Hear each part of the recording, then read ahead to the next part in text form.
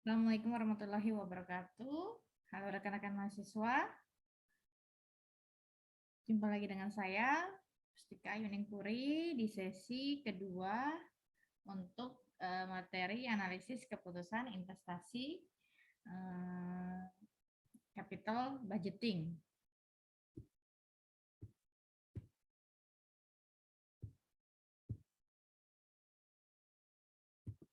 Baik, untuk sesi kedua, karena materinya banyak, jadi sesi ini kita bagi untuk sesi 2 dan sesi 3. Capaian pembelajaran untuk materi ini adalah diharapkan mahasiswa setelah mempelajari materi ini mampu menjelaskan pengertian mengenai capital budgeting, kemudian dapat mengklasifikasikan proyek,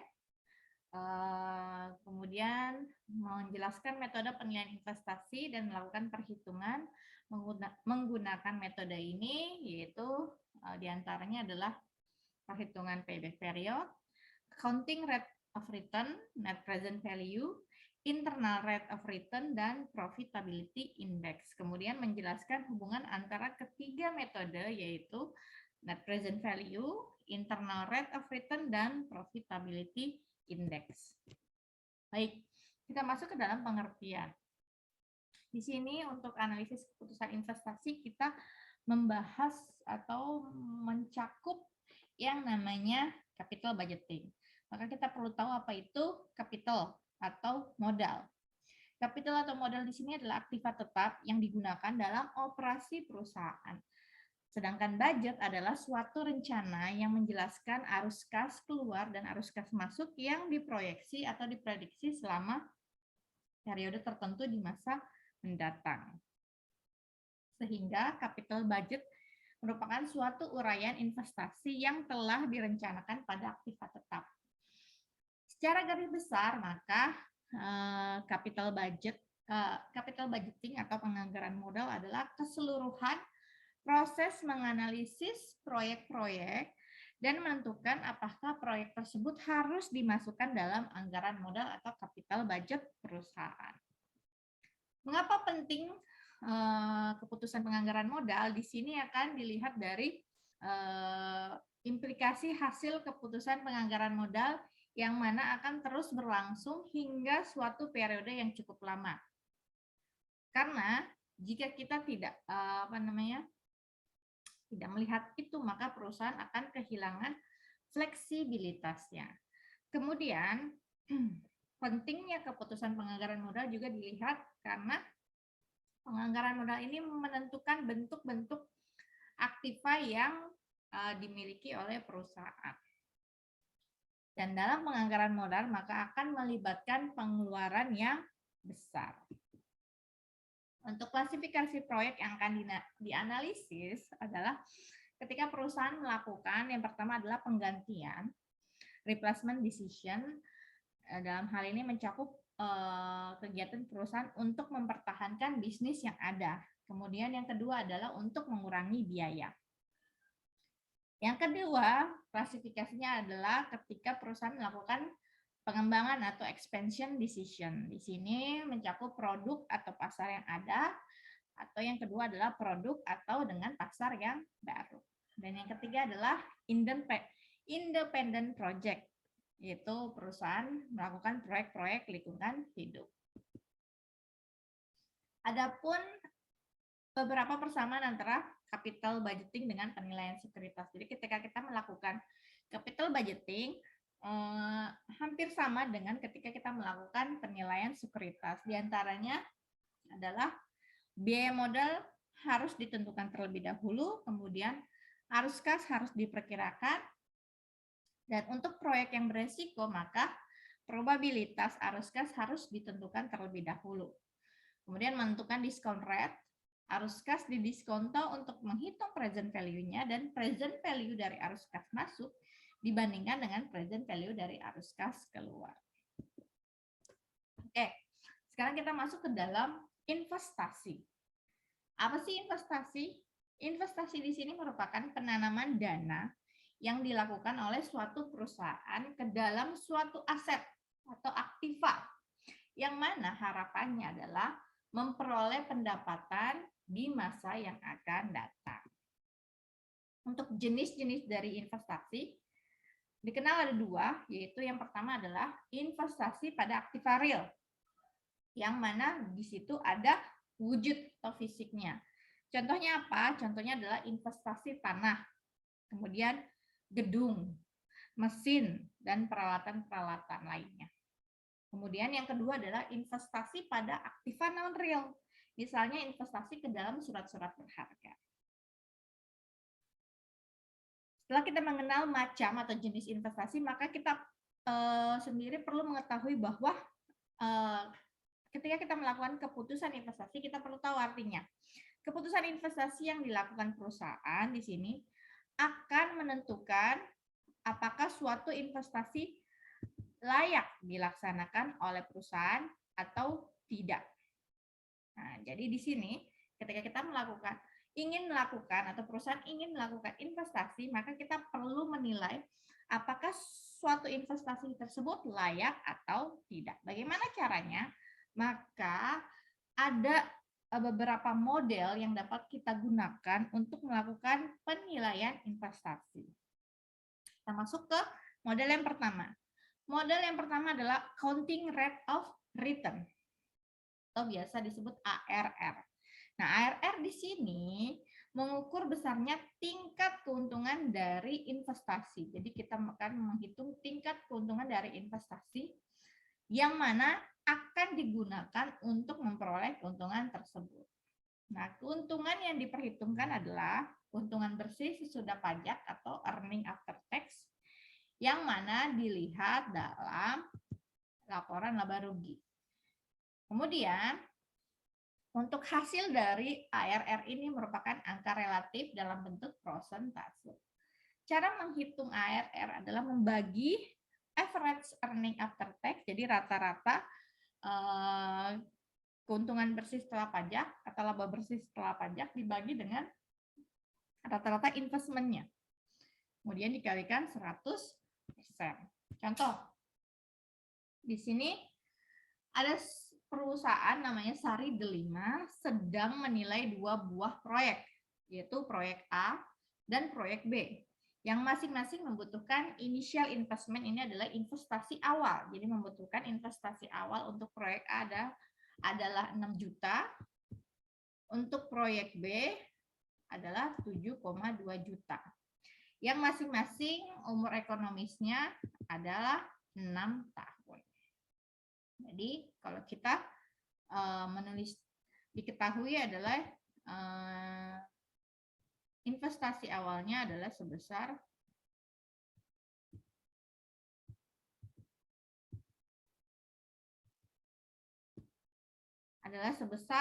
investasi awal proyek A 6 juta, proyek B 7,2 juta.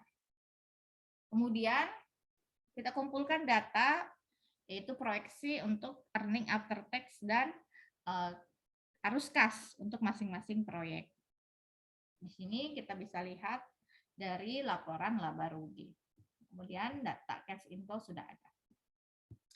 Untuk proyek A dengan initial investment 6 juta memiliki earning after tax itu setiap tahunnya sama, 1 juta. Dan arus kasnya pun sama, setiap tahunnya adalah 2 juta. Untuk proyek B dengan investasi awal sebesar 7,2 juta memiliki earning after tax per tahunnya berbeda-beda dan cash inflow-nya juga per tahunnya berbeda-beda. Dari sini kita bisa hitung rata-ratanya. Untuk rata-rata earning after tax yaitu sebesar proyek A 1 juta dan earning after tax dari proyek B sebesar 900.000. Nah, kalau kita mau masukkan ke dalam rumus bagaimana cara menghitung average earning after tax, yaitu jumlah earning after tax dibagi dengan umur ekonomisnya atau umur proyeknya. Jadi, kita bisa lihat di dalam data jumlah keseluruhan dari tahun pertama sampai tahun ke-6 dibagi umur ekonomisnya, yaitu selama 6 tahun. Maka akan ketemu rata-ratanya. Untuk proyek A adalah 1 juta, proyek B adalah 900.000. Kemudian untuk mencari ARR, membagi average earning after tax dan average investment. Untuk mencari average investment, kita bagi antara investasi awal dibagi dengan 2. Namun kalau misalkan di data ada depresiasi, maka investasinya ditambah depresiasi dulu baru dibagi 2. Karena di sini tidak ada, kita langsung saja. Untuk investasi awal proyek A adalah sebesar 3 juta. Investasi B adalah 3.600.000. Nah, dari situ kita bisa hitung nih ARR-nya. Tinggal kita bagi antara average earning after tax dan average investment dikalikan 100%. Dapatlah proyek A sebesar 33,33%, proyek B adalah sebesar 25%. A 33, B 25%. Nah, dari sini kita bisa menilai proyek mana yang akan kita pilih sesuai dengan kalau kita melakukan perhitungan menggunakan accounting rate of return. Kita bisa lihat dari pengertian average accounting rate of return, yang mana di sini kita melihat tingkat keuntungan dari investasi. Jadi kita akan pilih yang akan memberikan keuntungan lebih besar bagi perusahaan. Maka kesimpulannya, dari hasil perhitungan di atas, maka tampak bahwa proyek A lebih baik daripada proyek B. Kenapa? Karena memiliki nilai accounting rate of return yang akan lebih besar dibandingkan proyek B. Jadi yang akan dipilih adalah kita memilih persentase yang lebih besar. Sehingga akan meningkatkan keuntungan yang diperoleh oleh perusahaan. Maka kita pilih proyek. Ini kalau kita menggunakan accounting rate of return. Namun, untuk accounting rate of return ini juga memiliki kelebihan dan kekurangan ketika kita menggunakannya. Kelebihannya adalah yang pertama, mudah dalam diterapkan. Kita mudah ya mencari data, kemudian kita hitung atau menilai hasilnya. Kemudian input utamanya yang harus diperoleh adalah investasi awal dan proyeksi earning after tax. Earning after tax yang mana tidak sulit untuk diperoleh. Kita tinggal lihat di laporan keuangan perusahaan, di laporan laba rugi. Namun, ada pun kekurangan dari metode ini adalah yaitu mengabaikan nilai waktu dan hanya menitik beratkan masalah akuntansi sehingga kurang memperhatikan data aliran kas dari investasi. Yang ketiga adalah kurang memperhatikan jangka waktu investasi. Nah, ini kalau kita menggunakan ARR. Sini ada soal, bisa rekan-rekan mahasiswa coba untuk menghitung proyek yang diminta untuk menghitung ARR-nya. Kita masuk ke contoh yang kedua, yaitu metode payback period. Payback period di sini merupakan perhitungan atau penentuan jangka waktu yang dibutuhkan untuk menutup initial investment dari suatu proyek dengan menggunakan cash inflow. Jadi yang kita gunakan untuk menghitung payback period adalah cash inflow. Nah, di sini kita harus lihat berapa lama waktu yang kita butuhkan ketika kita melakukan penanaman modal atau mengeluarkan modal sampai modal tersebut tertutup. Nah, ini yang perlu kita hitung. Untuk mencari payback period, kita bagi antara initial investment dibagi cash inflow dikalikan 1 tahun. Kita masuk ke dalam contoh. Dengan menggunakan contoh perusahaan Sari Delima yang disajikan sebelumnya, maka payback period untuk proyek A adalah karena dia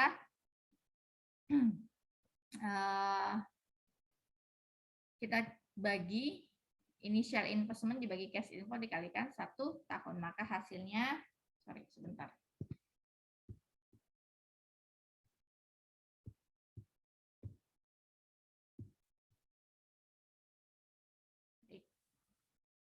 Dengan contoh yang sama, maka kita bisa hitung untuk payback period proyek A, di mana Mana di sini kalau kita gunakan rumus payback period, maka kita bagi antara initial investment dibagi cash inflow. Nah, di sini cash inflow yang kita pakai haruslah sama setiap tahunnya. Nah, kalau proyek A kan sama, jadi kita bagi initial investment-nya 6 juta dibagi dengan cash inflow per tahunnya kan 2 juta, tinggal dikalikan 1 tahun. Maka hasilnya adalah 3 tahun.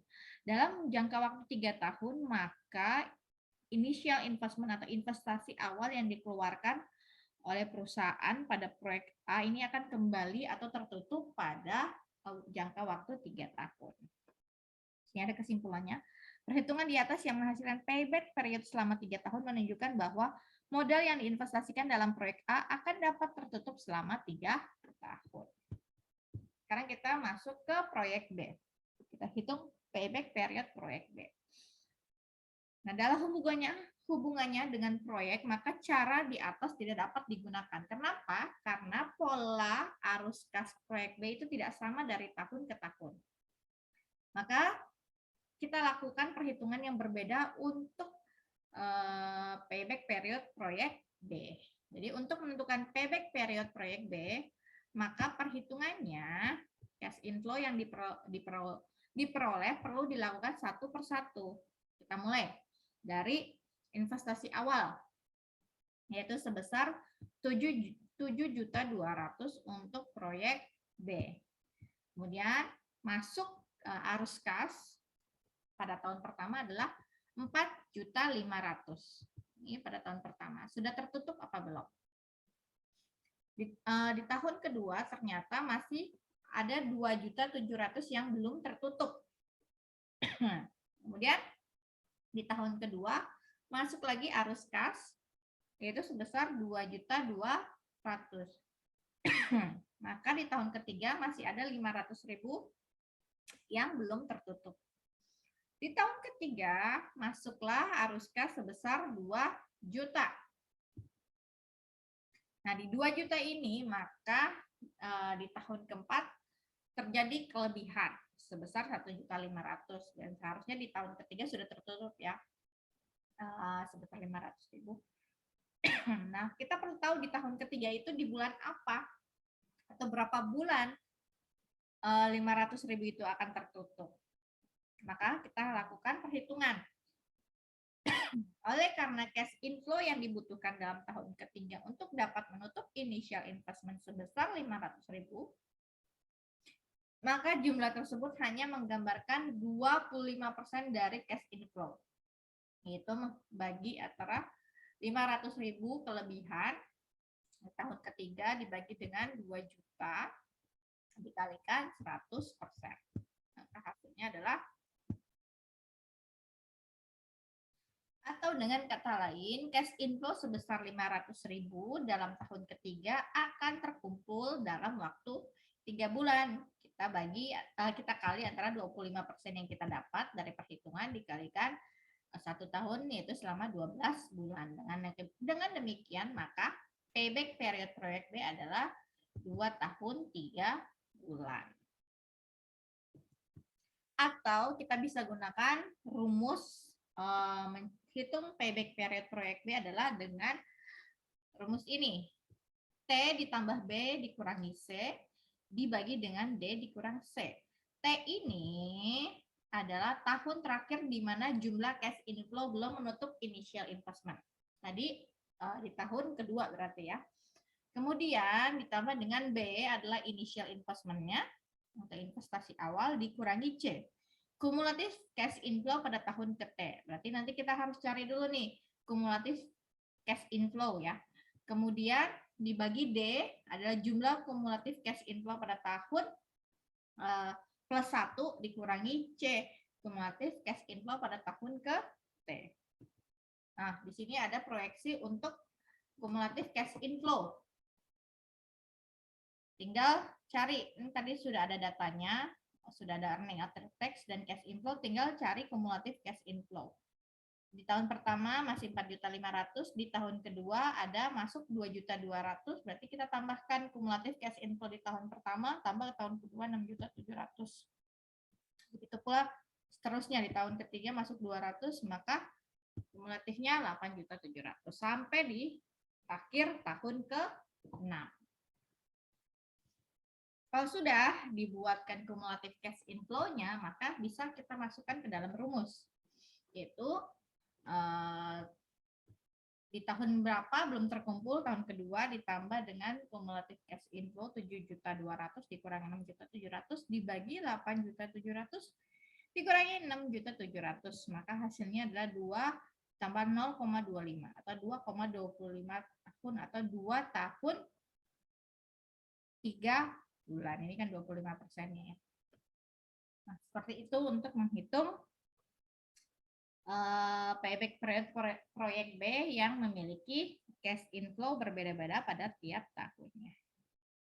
Kalau dari sini kita bisa lihat nih, paling cepat mana kalau disuruh pilih, paling cepat mana akan tertutup initial investment-nya, yaitu di proyek B. Kalau proyek B 2 tahun 3 bulan, sedangkan proyek A 3 tahun.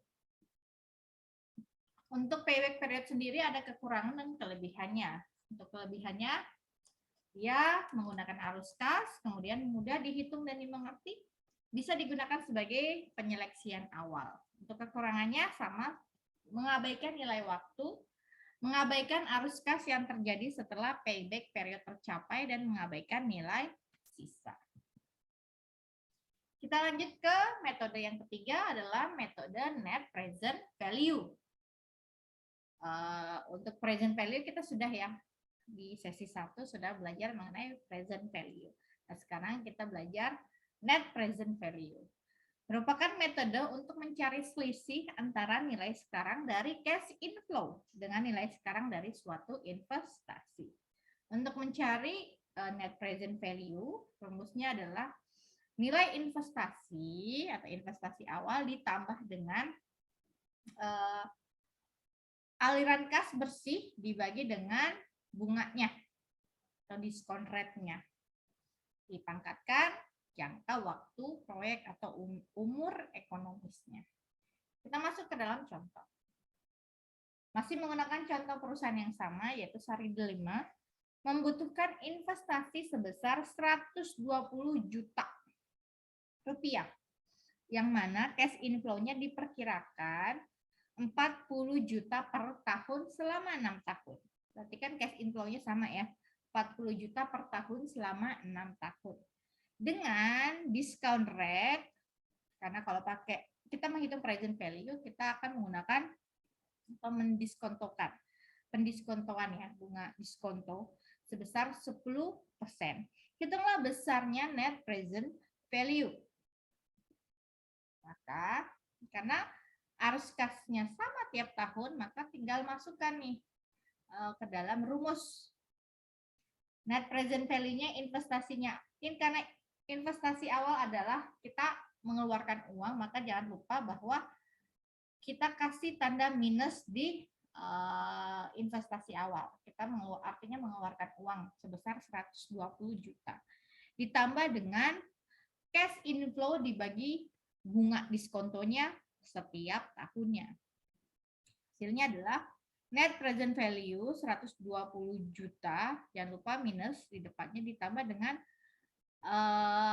ini hasilnya ya, 174.212 hasil dari perhitungan ini. Maka net present value-nya hasilnya 54.212.000. Atau kita bisa gunakan tabelnya, namanya, karena ini anuitas ya, karena setiap tahun kita menghitung setiap tahunnya, maka tinggal kalikan jumlah arus kasnya atau arus kas setiap tahunnya, kalikan dengan lihat tabel present value anuitas, yaitu selama 6 tahun dengan bunga diskonto 10%. Dapat hasilnya 4,3553. Jadi kalikan 40 juta dengan bunga ini. Baru minus 120 juta, hasilnya akan sama ya. Ditambah 174.212.000.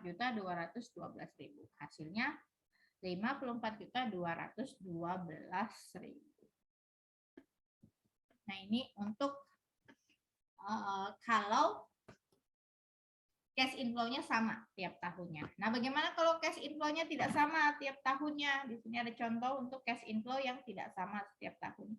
Maka kita tidak bisa gunakan langsung kalikan cash inflow per tahunnya dikalikan bunga yang kita dapatkan di tabel, tidak bisa karena dia satu-satunya beda. Cash inflow-nya tiap tahunnya beda. Maka kita perlu menghitung satu-satu.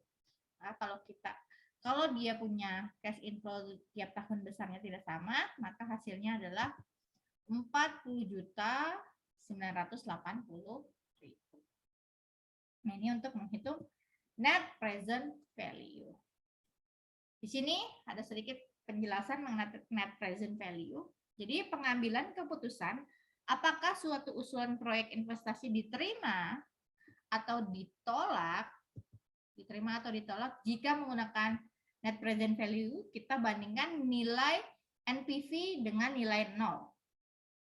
Pengambilan keputusan ini jika dua proyek bersifat mutually eksklusif, artinya hanya satu proyek yang akan dipilih. Jadi misalkan kayak seperti tadi proyek A dan proyek B, kita harus pilih salah satu.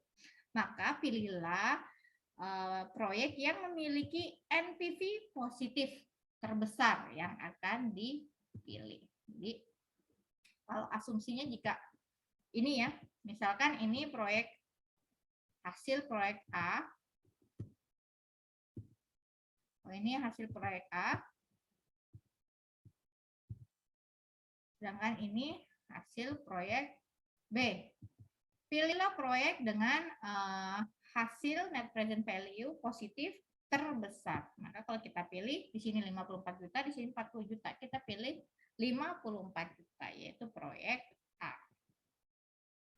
Nah, apabila net present value-nya lebih besar sama dengan 0 atau positif, maka investasinya layak diterima. Jika NPV positif, arus kas proyek menghasilkan suatu sisa keuntungan yang namanya excess return atau excess return yang akan dinikmati oleh para pemegang saham. Jadi, jika perusahaan mengambil proyek dengan NPV positif, nilai perusahaan pun akan naik atau harga saham akan naik, yang berarti kesejahteraan pemegang saham juga naik. Maka kalau sebaliknya NPV lebih kecil dari 0 atau bernilai negatif, maka investasi ditolak. Nah, ini ketika kita melakukan penilaian investasi menggunakan net present value. Adapun kekurangan net present value, kelebihan dan kekurangannya adalah kelebihannya dia menggunakan arus kas, kemudian konsisten dengan tujuan perusahaan untuk memaksimumkan kekayaan pemegang saham. Sedangkan kekurangannya adalah membutuhkan peramalan jangka panjang yang detail mengenai pertambahan keuntungan dan biaya. Kita lanjut ke metode yang keempat, yaitu metode profitability index. Untuk metode profitability index atau benefit cost ratio merupakan metode yang memiliki hasil keputusan sama dengan net present value. Artinya, apabila suatu proyek investasi diterima dengan penggunaan metode NPV, maka asumsinya akan diterima pula jika dihitung dengan menggunakan metode profitability index. Untuk rumus profitability index adalah membagi total present value cash inflow dibagi dengan initial investment.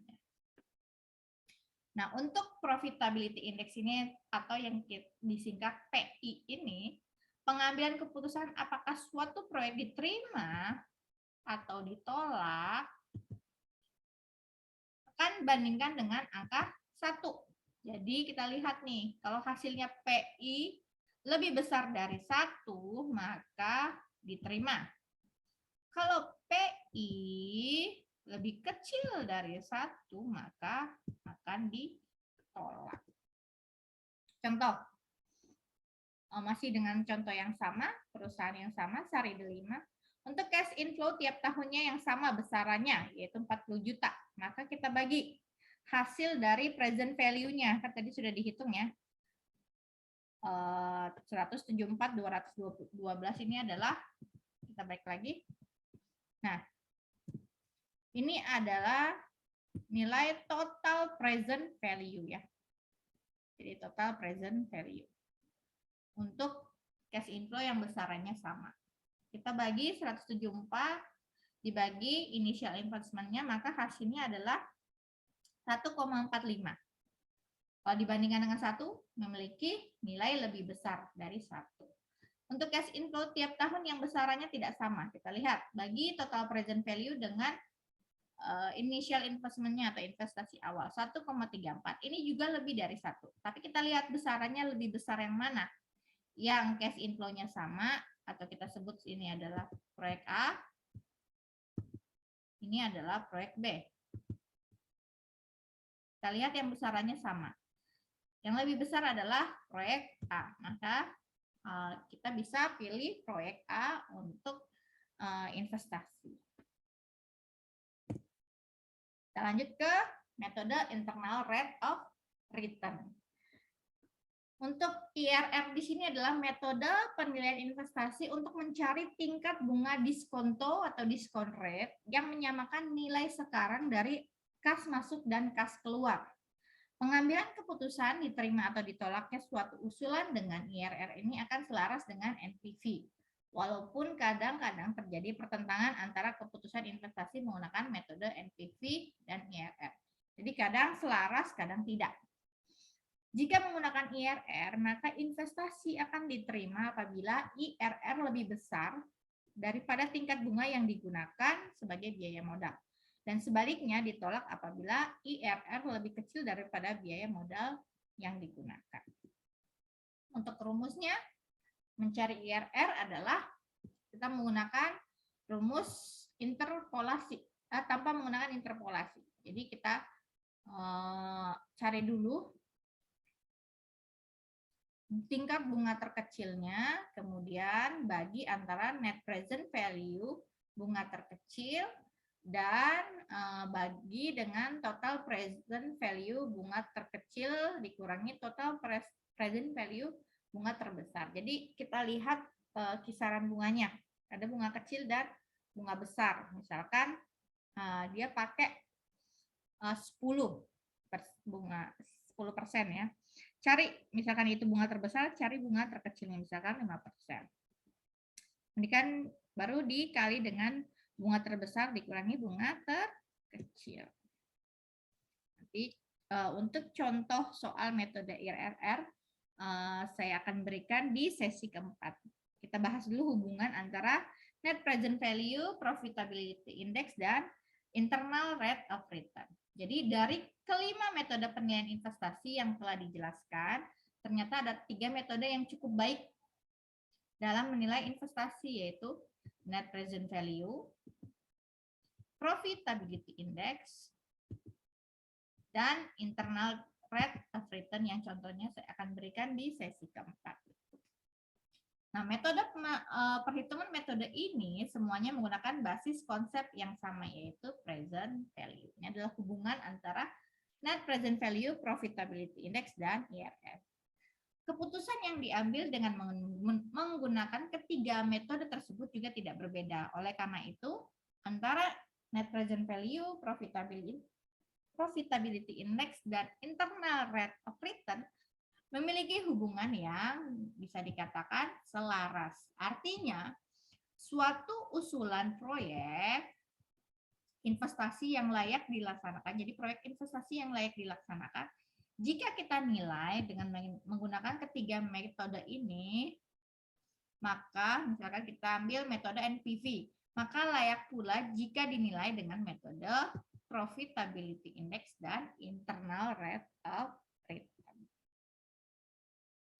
Nah, hubungan antara NPV dengan profitability index terlihat pada parameter atau ukuran yang digunakan untuk menilai kelayakan suatu proyek investasi. Jadi apabila suatu investasi memiliki NPV positif atau NPV lebih besar dari 0, berarti besarnya present value cash masuk lebih besar dari present value cash keluar. Atau bisa kita hitung present value cash inflow dikurangi present value initial investment. adjustment. Untuk PI, jika present value cash masuk lebih besar dari present value cash keluar, maka menghasilkan present value lebih besar dari 1. Maka suatu usulan investasi akan diterima apabila NPV lebih besar dari 0, kalau kita pakai NPV, atau profitability index lebih besar dari 1. Dengan demikian, antara NPV dan PI memiliki keputusan yang sama jika digunakan untuk menilai usulan suatu proyek investasi. Nah, bagaimana hubungan net present value dengan IRR? Untuk hubungan NPV dengan IRR terlihat pada faktor diskontonya atau pada bunganya yang digunakan untuk menghitung nilai sekarang atau present value dari suatu investasi. Hubungan antara NPV dan IRR akan selaras ketika digunakan untuk menilai suatu investasi tunggal. Artinya, ketika usulan investasi layak diterima, jika dinilai dengan metode NPV, maka layak pula dilaksanakan jika dinilai dengan metode IRR. Oke, nah ini ada contoh soal, ada latihan yang bisa dikerjakan oleh rekan-rekan mahasiswa ya. Silakan dikerjakan atau mungkin nanti kita bahas di forum diskusi. Baik, terima kasih. Kita jumpa lagi di sesi ini sesi 2 ya. Kita jumpa lagi di sesi ke-3. Saya akhiri. Assalamualaikum warahmatullahi wabarakatuh.